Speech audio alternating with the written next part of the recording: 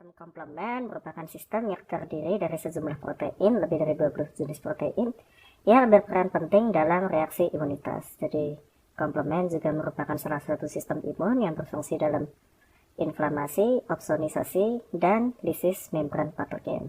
Ini komplement merupakan bagian dari sistem humoral yang belum aktif dan dapat diaktifkan oleh berbagai patogen, dan terdapat 9 komponen dasar komplement, yaitu C1 sampai C9, yang bila diaktifkan akan dipecah menjadi bagian-bagian yang besar dan kecil, misalnya C1Ki, C3A, C53B, dan sebagainya. Masing-masing komplement memiliki fungsinya masing-masing.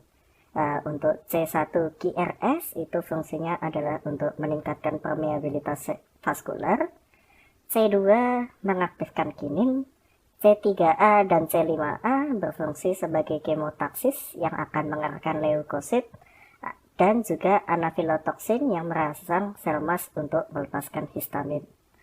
C3B fungsinya adalah sebagai opsonin yang membantu proses opsonisasi. C4A itu merupakan anafilotoksin yang lemah.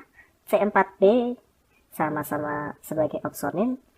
C5, 6, 7 itu berfungsi sebagai kemotaksis, dan C8 serta 9 berfungsi melepaskan sitolisin yang dapat menghancurkan sel, atau lebih itunya lisiskan sel. Komplement untuk agar dia dapat berfungsi itu harus teraktivasi terlebih dahulu.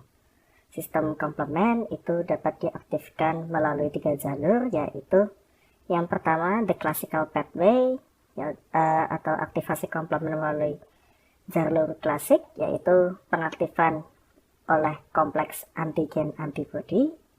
Kemudian yang kedua jalur alternatif, itu diaktifkan oleh dinding sel patogen. Dan yang ketiga merupakan aktivasi komplement melalui jalur lektin yang akan diaktifkan oleh bakteri. Selanjutnya kita akan lanjut ke fungsi dari komplement itu sendiri. Ya, dari slide sebelumnya mungkin dapat diduga ya kira-kira komplement fungsinya seperti apa. Yang pertama-tama adalah inflamasi, jadi aktivasi komplement C3 dan C5 akan menghasilkan fragmen C3A dan C5A yang akan memacu degranulasi sel mas dan atau bastofil untuk melepaskan histamin. Histamin akan meningkatkan permeabilitas vaskuler, kontraksi otot polos, migrasi leukosit, dan keluarnya antibodi, opsonin, dan komponen komplement ke jaringan inflamasi. Selain itu, untuk melengkapi juga, komplement berfungsi sebagai kemokin, ini terutama untuk C3A, C5A, kemudian C5-7, yang akan mengarahkan sel-sel fagosit ke tempat terjadinya infeksi.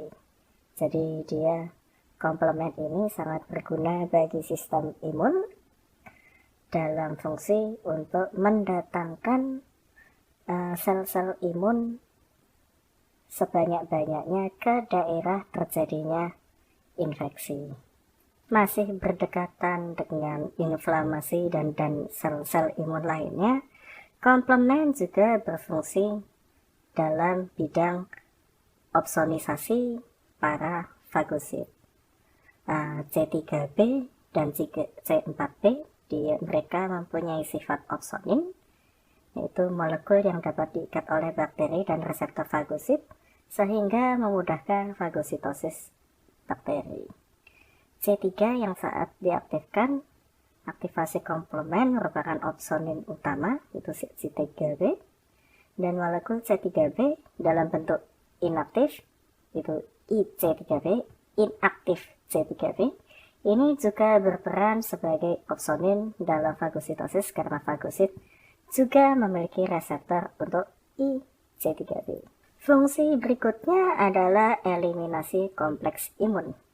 C3A atau IC3B itu akan diendapkan di permukaan kompleks imun dan merangsang eliminasi kompleks imun. Jadi eritrosit dan neutrofil memiliki reseptor dan mengikat C3B dan IC3B. C3 dan C4 juga ditemukan pada kompleks imun dan diikat oleh reseptor pada eritrosit, kemudian akan diangkut ke organ hati dan limpa untuk dibuang. Sel fagosit juga akan menghancurkan kompleks imun dari eritrosit. Kompleks imun itu sendiri dalam jumlah kecil selalu terbentuk dalam sirkulasi darah dan dapat meningkat bila mana terdapat peningkatan antigen. Kompleks imun bila berlebihan akan membahayakan karena dapat mengendap pada dinding pembuluh darah, mengaktifasi komplement dan menimbulkan kerusakan jaringan. Peningkatan komplement pada imunoglobulin suatu kompleks imun akan membuat ikatan antigen-antibodi yang terbentuk menjadi lemah.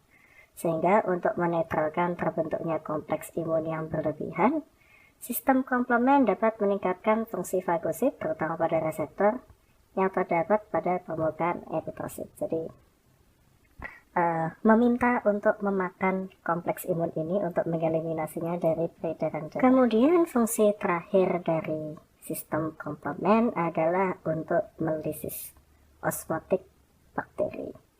Jadi aktivasi C3 baik dari jalur alternatif dan klasik akan mengaktifkan bagian akhir dari kaskade komplement C5 sampai C9.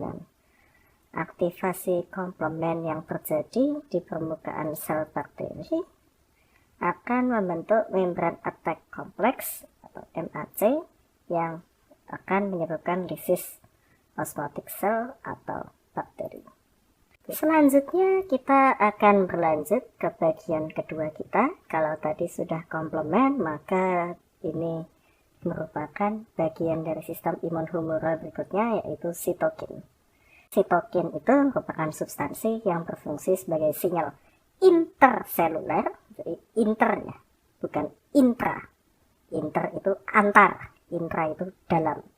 Interseluler yang mengatur respon inflamasi lokal dan sistemik terhadap antigen.